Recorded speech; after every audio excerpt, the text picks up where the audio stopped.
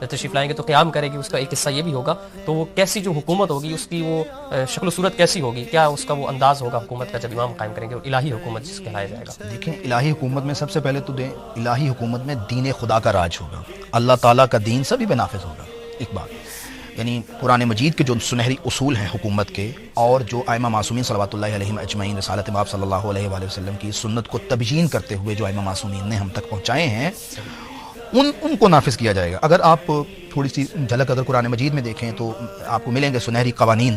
اس کے بعد آپ سیرت امیر المومنین علیہ الصلوۃ والسلام کو دیکھیں، اور بالخصوص نہج بلاغوں کو پڑھیں، یا امام زین العابدین کا رسالۃ الحقوق پڑھیں، تو آپ کو پتہ چلے گا، یا امیر المومنین علیہ الصلوۃ والسلام کا جو مالک اشتر کے نام پہ آپ نے خط لکھا تھا. اور پوری دنیا اگر آج بھی اصلاح چاہتی ہے تو اسے دیکھے اور پتہ چلے گا کہ حکومت کس طرح سے کی. یہ الہی حکومت ہے. امام جب آئیں گے تو ان چیزوں کو ہم عملی صورت میں دیکھیں گے، کہ ان چیزوں کو ہم بازاروں میں چلتا ہوا دیکھیں گے، گلیوں میں، بازاروں میں، حکومت کے ایوانوں میں. یہ ہر چیز نافذ ہوگی، یہ سنہری اصول. اس میں سب سے پہلے حکمران جو ہے وہ الہی حکمران ہوگا، اور وہ ایک شخصیت ہوگی جو پوری دنیا پہ حکومت کرے گی. آج دنیا کو اس بات کی سمجھ آ گئی ہے کہ دنیا ایک گلوبل ولیج بن چکا ہے، تو دنیا کا آپس میں ایک دوسرے کے ساتھ رابطہ ہے. پرانے دور میں شاید حکومت امام زمن کو سمجھنا خاصا مشکل ہو کہ کیسے ہو سکتا ہے کہ ایک شخص ایک جگہ پہ بیٹھ کے پوری کائنات کو جو ہے وہ دنیا کو کنٹرول کر رہا ہے. لیکن آج ٹیکنالوجی کا دور ہے اور فاصلے ختم ہو چکے ہیں، دنیا سمٹتی جا رہی ہے اور گلوبلائزیشن ہو رہی ہے. تو اس دور میں سمجھنا انتہائی آسان ہے. دنیا بھی اس کی ضرورت کو سمجھتی ہے، اسی لیے جو اقوام متحدہ کا جو ہے وجود وہ ایک سامنے لے کے آئے اور اس چیز کو بنانے کی کوشش کی. لیکن اس میں خرابی یہ ہے کہ اس میں جتنے لوگ بیٹھے ہوئے ہیں وہ الہی لوگ نہیں ہیں، وہ کسی اور جو ہے وہ طبقے سے ان کا تعلق ہے، جس کی وجہ سے دنیا میں امن کی جگہ جو ہے وہ فساد سامنے آ رہا ہے. لیکن امام جب آئیں گے تو الہی نمائندہ پوری کائنات کو دیکھ رہا ہوگا، اور وہ کسی ایک قبیلے یا ایک قوم کا تو رہبر نہیں ہوگا، وہ پوری انسانیت کا رہبر ہوگا. تو وہ شخصیت جب آئیں گی تو وہ پوری دنیا میں اپنے نمائندے بھیجے گی، اور ان کے جو نمائندے ہوں گے وہ بھی کوئی ایسے لوگ نہیں ہوں گے کہ جو ہے وہ ظالم و جابروں کو استغفر اللہ نمائندہ بنایا جائے گا. نہ، چنیدہ لوگ ہوں گے، چنے ہوئے منتخب لوگ ہوں گے کہ جن کی دینداری کی گواہی تمام لوگ دیتے ہوں گے. وہ یعنی اس دور کے بڑے ترین جو متدین ترین لوگ ہوں گے، انہیں امام جو ہے وہ نمائندہ جو ہے اپنا بنائیں گے، اور مختلف جگہ پہ ان کو جو بھیج دیا جائے گا. اور پھر ان کے نیچے جو لوگ ہوں گے وہ بھی دیندار ہوں گے. اور پھر امام زمان صلوات اللہ وسلامہ علیہ ایک اگر حکم ارشاد فرمائیں گے تو پوری دنیا پہ وہی نافذ ہوگا.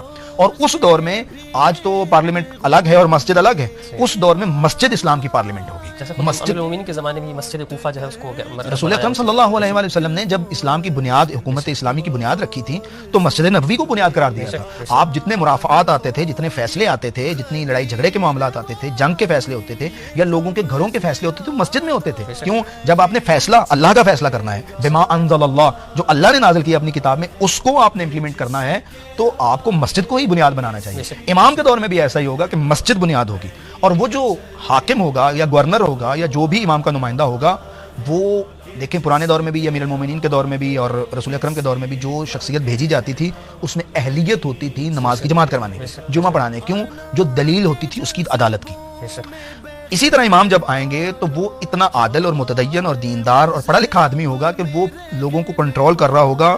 وہ جمعہ جماعت بھی کروائے گا، وہ لوگوں کے معاملات کو بھی دیکھے گا، وہ لوگوں کو امام کا پیغام بھی پہنچائے گا، وہ لوگوں کے لیے قرآن و حدیث کی تشریح بھی کرے گا. اور اس طریقے سے پھر لوگ حقیقی دین خدا سے متعارف ہوں گے.